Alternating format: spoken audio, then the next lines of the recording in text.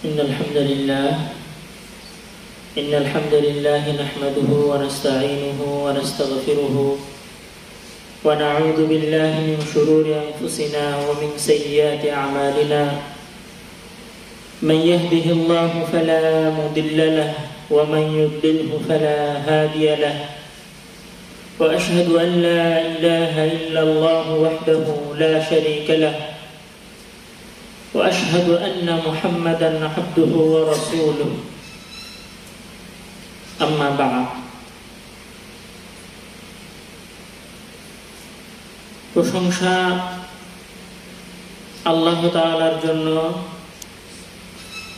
আলহামদুলিল্লাহ, দুরূদ এবং সালাম বর্ষিত হোক তার প্রেরিত সর্বশেষ এবং সর্বশ্রেষ্ঠ রাসূল মুহাম্মদ ইবনে আব্দুল্লাহর উপরে। সকলে বলি সাল্লাল্লাহু আলাইহি ওয়াসাল্লাম।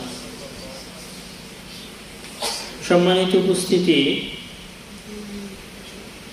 আজকে আমার সংক্ষিপ্ত জুমার খুতবার বিষয়বস্তু হচ্ছে বান্দার জন্য আল্লাহর ভালোবাসা।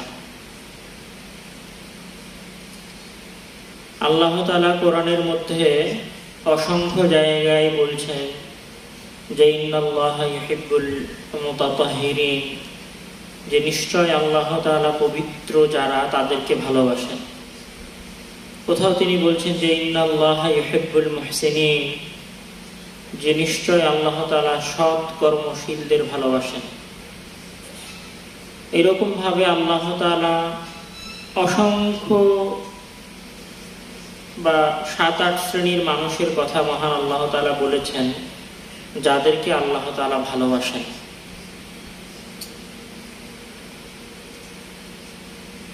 কিন্তু এই নির্দিষ্ট সংখ্যক মানুষের বাইরেও আল্লাহ তাআলা আমভাবে সকল মানুষকেই ভালোবাসেন।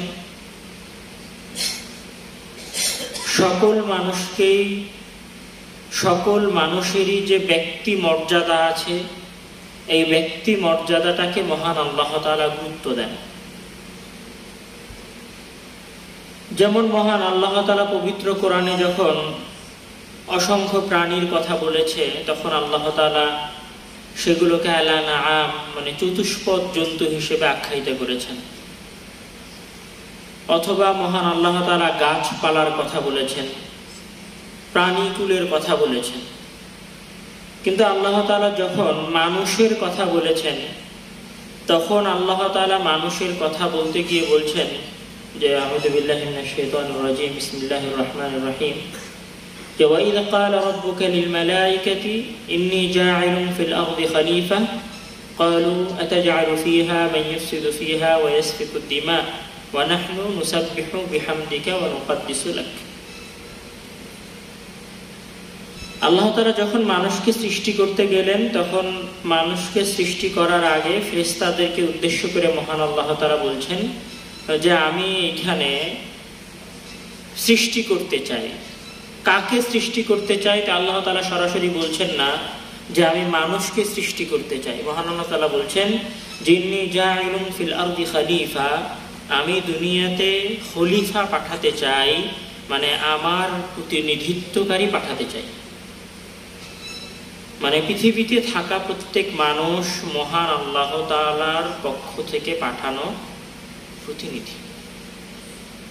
মানে আপনি জাস্ট শুধু আল্লাহর একটা সৃষ্টি, দুনিয়ার লক্ষ প্রাণীর মধ্যে একটা প্রাণী, বিষয়টা এরকম না।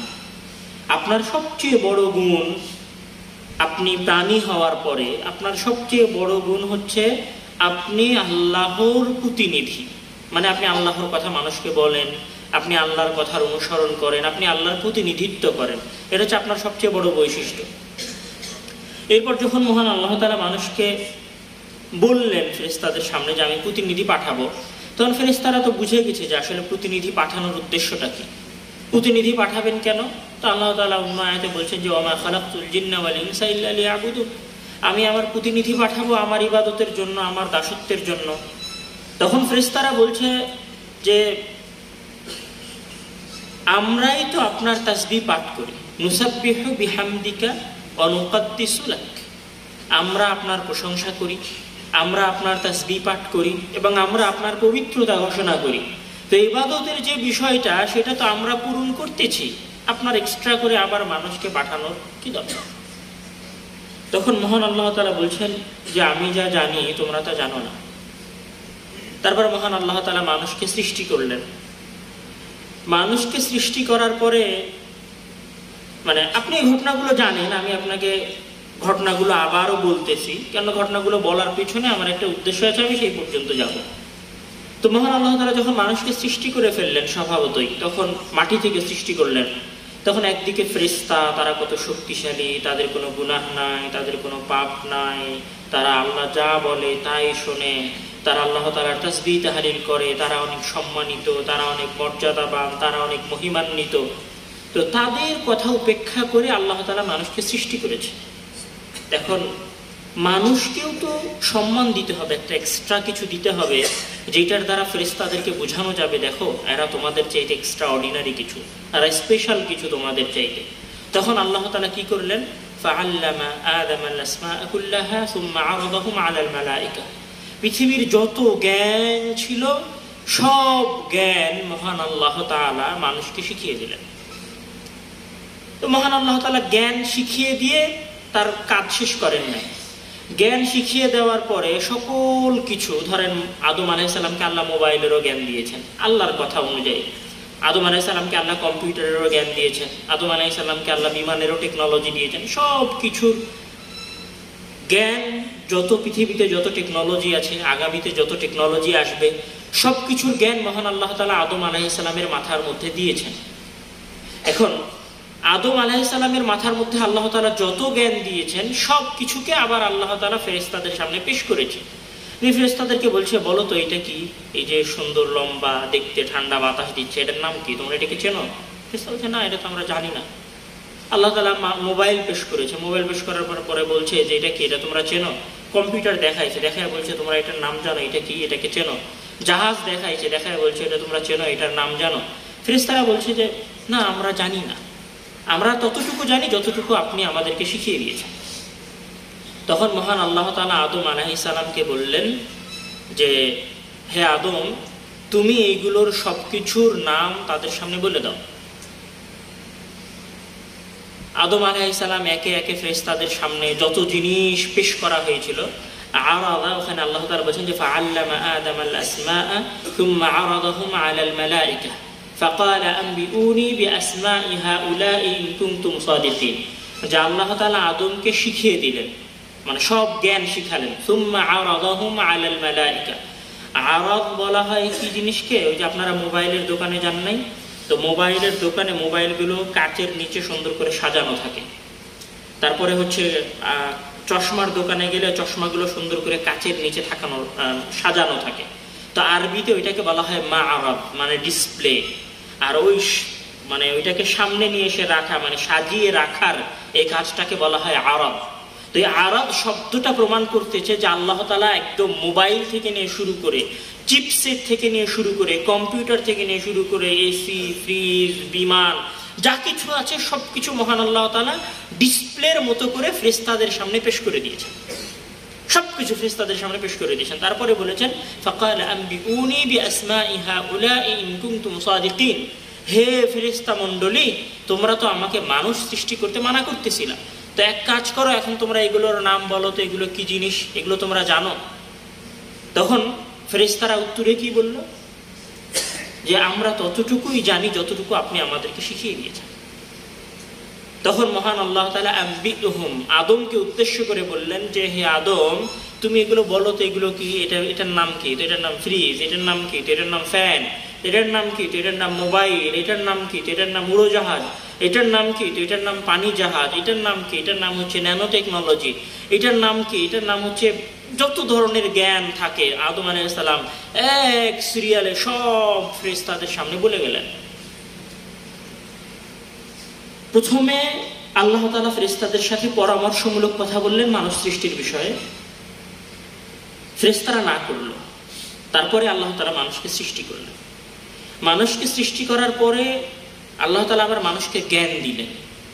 সেই জ্ঞানটা আবার প্রকাশ করার জন্য একটা প্রতিযোগিতার ব্যবস্থা করলেন ফেরেশতা আর আদমের মাঝে। সেই প্রতিযোগিতাতে ফেরেশতারা হেরে গেল, আদম আলাইহিস সালাম জয়ী হয়ে গেলেন। আপনি কি এইগুলোর মাঝে একটা জিনিস অনুধাবন করতেছেন যে আল্লাহ তাআলা আপনাকে ফেরেশতাদের চাইতে সম্মানিত প্রমাণ করার চেষ্টা করতেছেন? আপনি কি এই জিনিসগুলোর মাঝে বুঝতে পারতেছেন যে আল্লাহ তাআলা আপনার প্রতি একটু বেশি কেয়ারিং, একটু বেশি যত্নবান? কারণ আল্লাহ তাআলা কি বলছে যে আল্লাহ তাআলা যখন কোনো কিছুর ইচ্ছা করে কুন হাও ফায়াকুন, সেটা হয়ে যায়। খালাকাস সামাওয়াতি ওয়াল, আল্লাহ তাআলা আসমান এবং জমিনকে সৃষ্টি করেছেন ফি সিত্তাতি আইয়াম, মাত্র 6 দিনে। 6 দিনে আল্লাহ তাআলা এগুলো সব সৃষ্টি করে ফেলেছেন। পুরো পৃথিবী, নভমণ্ডল, ভূমণ্ডল, সৌরজগৎ, 7 আসমান, 7 জমিন, যা কিছু আছে সব সৃষ্টি করেছেন। কিন্তু মানুষ সৃষ্টির বিষয়টা যেন সবকিছু থেকে একটু আলাদা। এখানে অনেক বিস্তারিত বিবরণ আছে। তা আপনি কি এগুলোর মাঝে এরকম কোনো কিছু খুঁজে পান না যে আল্লাহ তাআলা অন্যদের চাইতে আপনার প্রতি একটু বেশি যত্নবান, একটু বেশি কেয়ারিং, আপনাকে একটু বেশি ভালোবাসেন? এরকম কি খুঁজে পান? যদি খুঁজে না পান তাহলে আরেকটু সামনে চলেন, আমরা আরো ভালোভাবে খুঁজে পাবো। তো যখন প্রতিযোগিতা শেষ হয়ে গেল তখন আল্লাহ তাআলা ফেরেশতাদেরকে উদ্দেশ্য করে বলছেন যে তোমরা সবাই ওয়াইদ ক্বালা রাব্বুকা লিল মালাইকাতি ইসজুদু লিআদামা ফাসাজাদু ইল্লা ইবলিসা আবা ওয়াস্তাকবারা ওয়া কানা মিনাল কাফিরিন।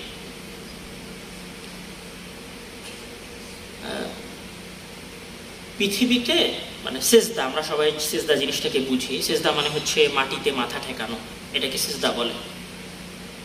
সিজদা জিনিসটা কত গুরুত্বপূর্ণ সেটা আমি আপনাকে আগে একটু বুঝাই, তাহলে বুঝতে পারবেন।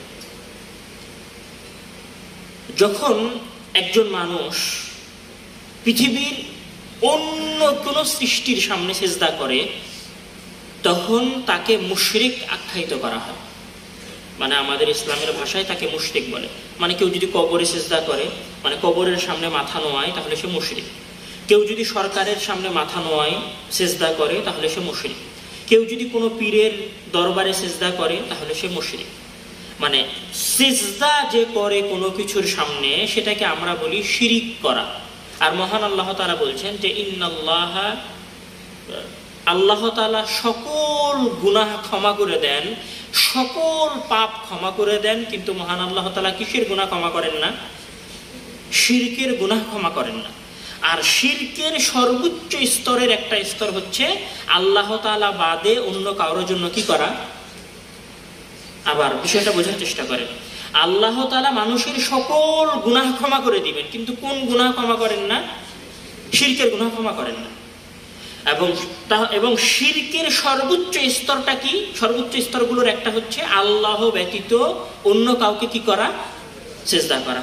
এটা গেল প্রথম কথা। দ্বিতীয় কথা হচ্ছে যে কিয়ামতের দিন মহান আল্লাহ তাআলা কে মুমিন আর কে কাফের সেটার পার্থক্য করতে চাইবেন কিয়ামতের দিন। সকল মানুষ উপস্থিত আছে। এটা পার্থক্য করার জন্য আল্লাহ তাআলা তার পায়ের গোছা, কোরআনের মধ্যে মহান আল্লাহ তাআলা বলছেন 29তম পারার শেষের দিকে আছে যে ইয়াউমা ইউকশাফু আন সাকিন। মহান আল্লাহ তাআলা, আমি তাশবিহের জন্য বোঝাচ্ছি না, গোছা জিনিসটা বোঝাচ্ছি। আমাদের পায়ের এই যে গোড়ালি, এটাকে গোছা বলা হয়। মহান আল্লাহ তাআলা কিয়ামতের দিন ইয়াউমা ইউকশাফু আন সাক, নিজের গোছাটাকে প্রকাশ করে দিবেন। ওয়া ইউদআউনা ইলাস সুজুদ, তখন গোছাটাকে প্রকাশ করে দিয়ে মহান আল্লাহ তাআলা সকল মানুষকে সিজদা করার জন্য ডাকবেন যে তোমরা সবাই সিজদা করো। ফালা ইস্তাতিউন, তো এক শ্রেণীর মানুষ সিজদা করতে সক্ষম হবে না।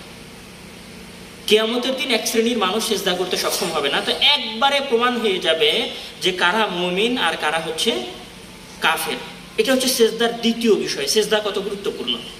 সিজদার তৃতীয় যে বিষয়টা, যে যখন মহান আল্লাহ তাআলা মানুষদেরকে জাহান্নামে দিয়ে দিবেন, জাহান্নামে দেওয়ার পর যারা জান্নাতে তারা জান্নাতে চলে যাবে, যারা জাহান্নামে তারা জাহান্নামে চলে যাবে। জাহান্নামে চলে যাওয়ার পরে মহান আল্লাহ তাআলা ওইখান থেকে যাদের হৃদয়ে বিন্দু পরিমাণ ঈমান আছে তাদেরকেও বের করে নিয়ে আসতে বলবেন। তো এটা কিভাবে বাছাই হবে যে কার হৃদয়ে বিন্দু পরিমাণ ঈমান আছে, কার হৃদয়ে বিন্দু পরিমাণ ঈমান নাই?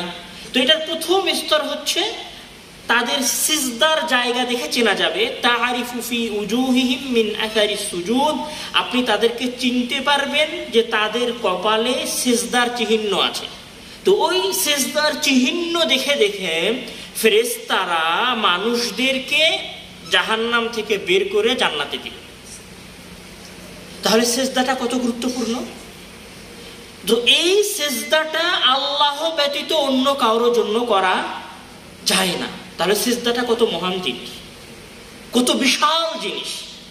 এই একটা সিজদা যদি আপনি আল্লাহ ব্যতীত অন্য কারোর জন্য করেন তাহলে আপনার জন্য জাহান্নাম চিরস্থায়ী, যদি আপনি ক্ষমা না চান। তো আল্লাহ তাআলা ফেরেশতাদেরকে বলছেন ওয়াইয কুলনা লিল মালাইকা, আর আমরা ফেরেশতাদেরকে বললাম উসজুদু লি আদম। হে ফেরেশতা মণ্ডলী, লক্ষ লক্ষ কোটি কোটি ফেরেশতা মণ্ডলী, সিদরাতুল মুনতাহায় একদল ফেরেশতা, যে মসজিদ আছে সপ্তম আসমানে, সেই মসজিদে একদল ফেরেশতা একবার সালাত আদায় করতে পারে একসাথে 70,000-এর মতো। তারা আর কোনোদিন ওই মসজিদে দ্বিতীয়বার সালাত আদায় করার সুযোগ হবে না। মানে এত ফেরেশতা আছে আল্লাহ তাআলা।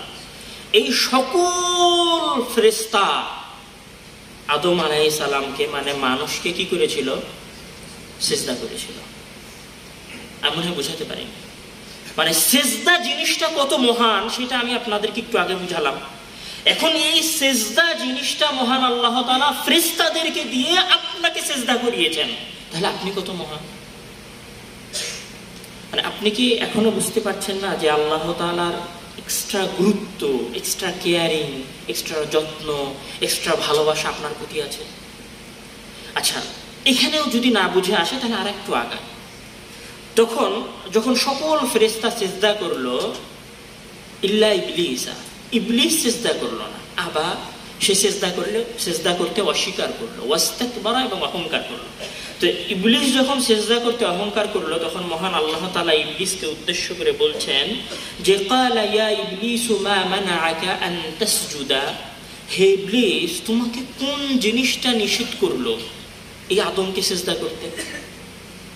এই আদমকে সিজদা করতে কোন জিনিসটা নিষেধ করলো? এই কথা বলার পরে মহান আল্লাহ তাআলা ওখানে আরেকটা বাক্য বলছেন। সেই বাক্যটা কি?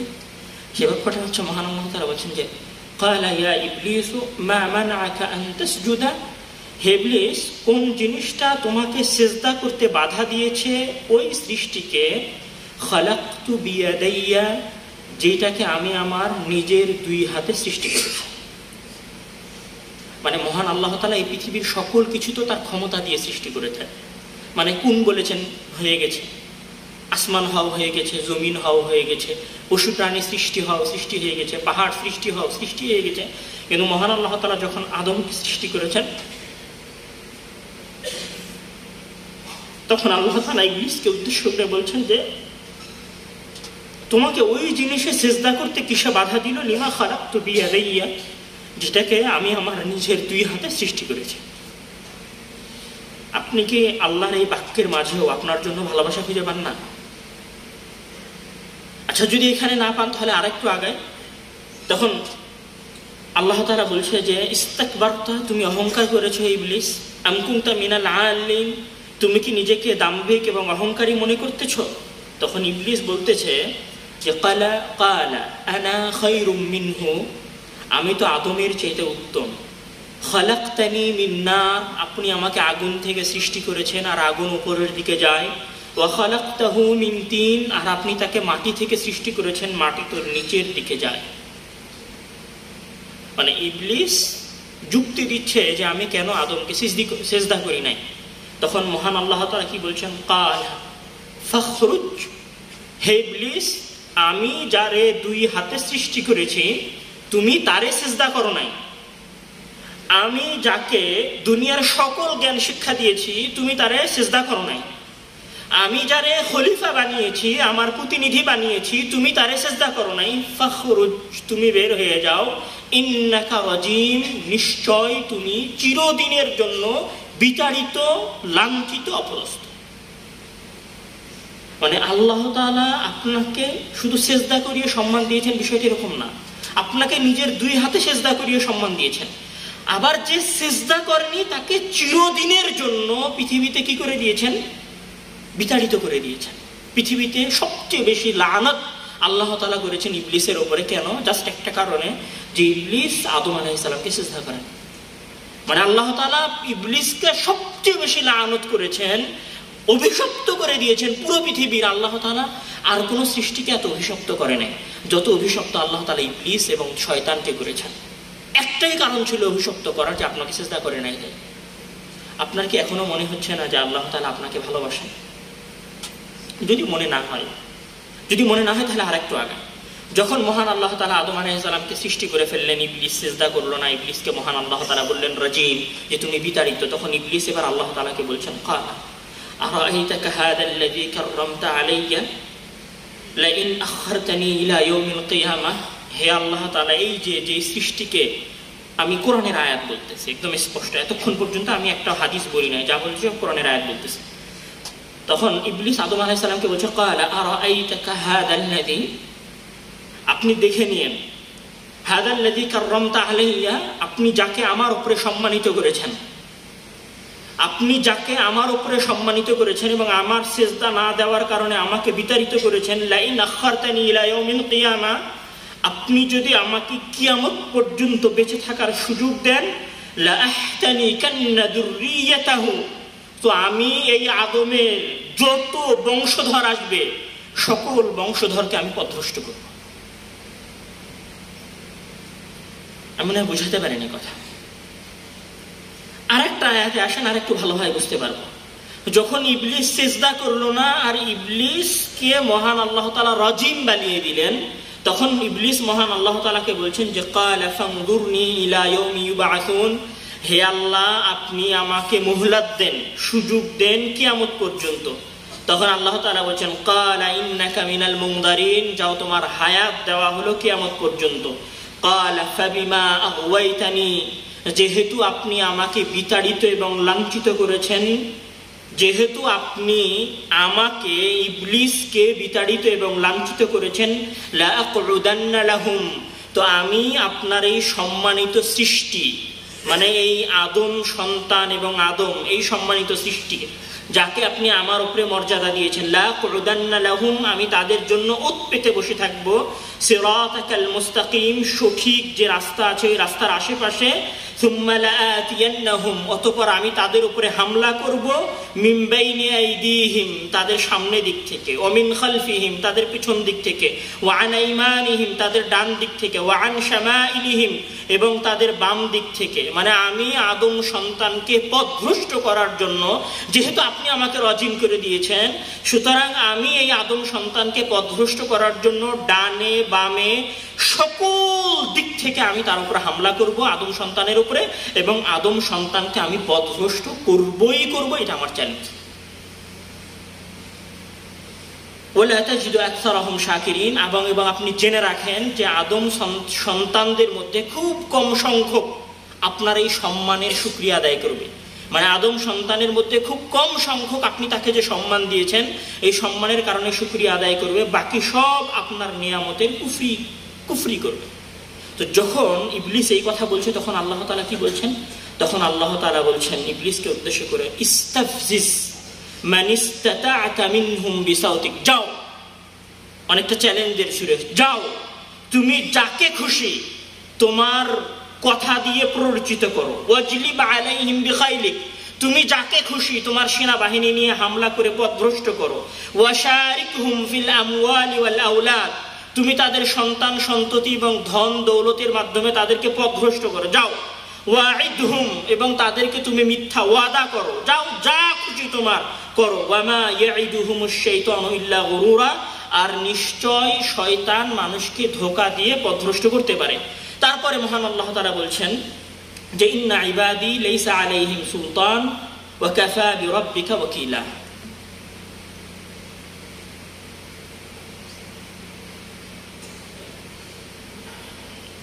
আদমকে সিজদা করা হলো, ফেরেশতাদেরকে দিয়ে সিজদা করানো হলো, ইবলিস সিজদা করলো না, ইবলিসকে মহান আল্লাহ তাআলা রাজিম বানিয়ে দিলেন। ইবলিস মহান আল্লাহ তাআলার কাছে আদম সন্তানকে পথভ্রষ্ট করার সুযোগ চাইল। আমরা দেখেছি যে আল্লাহ তাআলা আদম সন্তানকে সম্মানিত করেছেন খলিফা করার মাধ্যমে, আল্লাহ তাআলা আদম সন্তানকে সম্মানিত করেছেন জ্ঞান শিক্ষা দেওয়ার মাধ্যমে, আল্লাহ তাআলা আদম সন্তানকে সম্মানিত করেছেন সিজদা করানোর মাধ্যমে, আল্লাহ তাআলা আদম সন্তানকে সম্মানিত করেছেন দুই হাতে সৃষ্টি করার মাধ্যমে, আল্লাহ তাআলা আদম সন্তানকে সম্মানিত করেছেন, যেই ইবলিস আদম সন্তানকে সিজদা করেনি সেই ইবলিসকে চিরদিনের জন্য বিতাড়িত করার মাধ্যমে। তাহলে 5টা জিনিস দিয়ে মহান আল্লাহ তাআলা আদম সন্তানকে কি করেছেন? সম্মানিত করেছেন। এই 5টা জিনিসের মধ্যে আমরা মহান আল্লাহ তাআলার ভালোবাসা দেখেছি। এই 5টা জিনিসের পরেও যদি কোনো আদম সন্তান পথভ্রষ্ট হয়ে যায়, কোনো আদম সন্তান 5 ওয়াক্ত সালাত আদায় না করে, কোনো আদম সন্তান আল্লাহর কুফরি করে, তাহলে কি আল্লাহ তাআলা বলেছেন যা তুই জাহান্নামে চলে যা? আপনি বুঝাতে পারেনি কথা। মানে আদম সন্তানকে মহান আল্লাহ তাআলা 5টা জিনিস দিয়ে সম্মানিত করেছেন। আমরা বললাম খলিফা বানিয়েছেন, জ্ঞান শিখিয়েছেন, ফেরেশতাদেরকে দিয়ে সম্মানিত করেছেন, 2 হাতে সৃষ্টি করেছেন, যে সিজদা করেনি তাকে শয়তানির রাজিম বানিয়ে দিয়েছেন।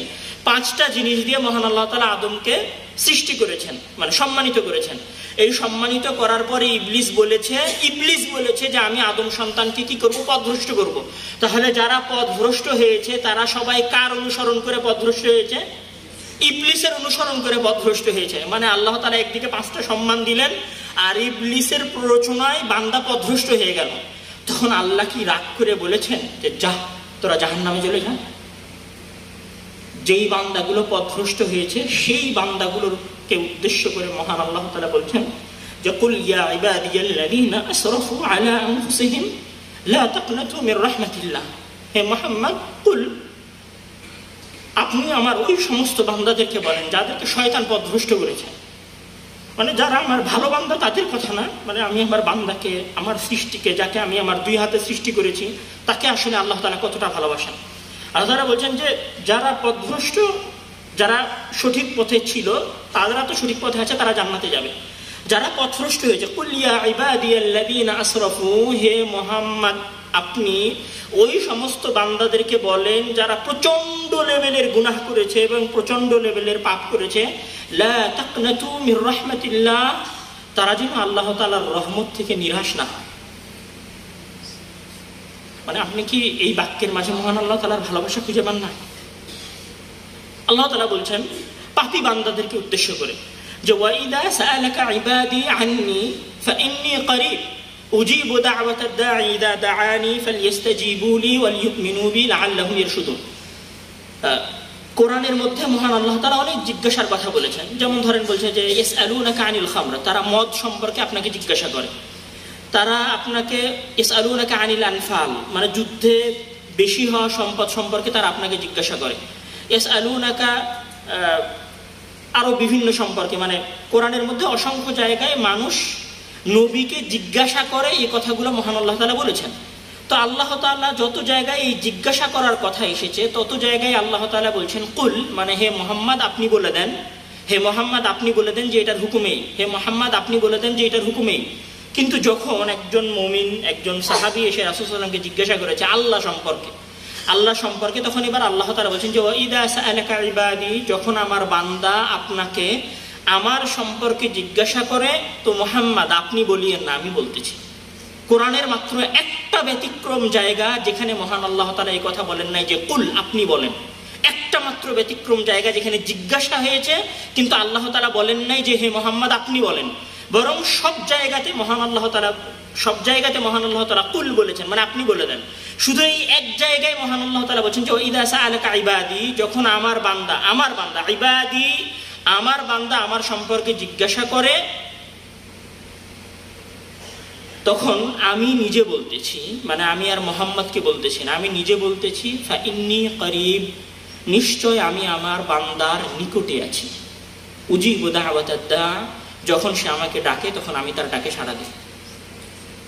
আপনি কি এই বাক্যের মাঝে আপনার জন্য মহান আল্লাহ তাআলার ভালোবাসা খুঁজে পান না?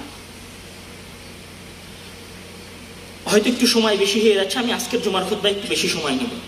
আর একটা হাদিস আমি বলি, যে হাদিসের মধ্যে ওমর ইবনে খাত্তাব রাদিয়াল্লাহু তাআলা আনহু হাদিস, উনি বলছেন যে ক্বালা কুদিমা আলান নবী সাল্লাল্লাহু আলাইহি ওয়াসাল্লাম সাবিয়ুন, রাসূল সাল্লাল্লাহু আলাইহি ওয়াসাল্লামের সামনে বন্দী, যুদ্ধের বন্দীদেরকে একত্রিত করা হলো। ফাইদা ইমরাআতুম মিনাস সাবি তাসআ, তো এই যুদ্ধবন্দীদের মধ্যে একজন মহিলা খুব ছোটাছুটি করতেছিল, সহিহ হাদিস। ওয়াইদা ওয়াজাত, কেন ছোটাছুটি করতেছিল? তার একটা ছোট বাচ্চা, দুধের বাচ্চাকে সে পাইতেছিল না।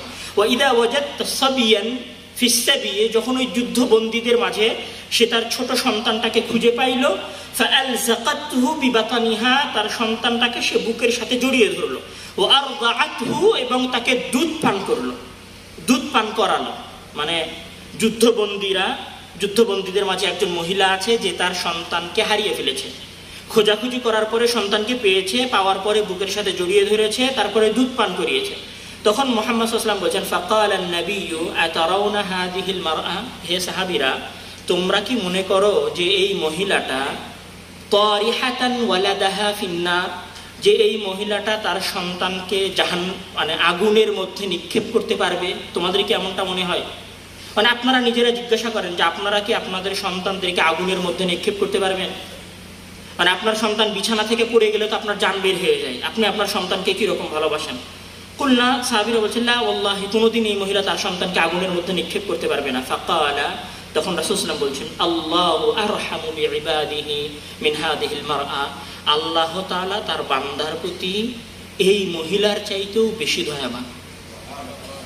মানে ওই মহিলা তার সন্তানকে যত ভালোবাসে, মহান আল্লাহ তাআলা তার বান্দাকে তার চাইতে হাজার হাজার গুণ বেশি ভালোবাসে। আপনি কি আপনার আল্লাহ তাআলাকে ভালোবাসেন?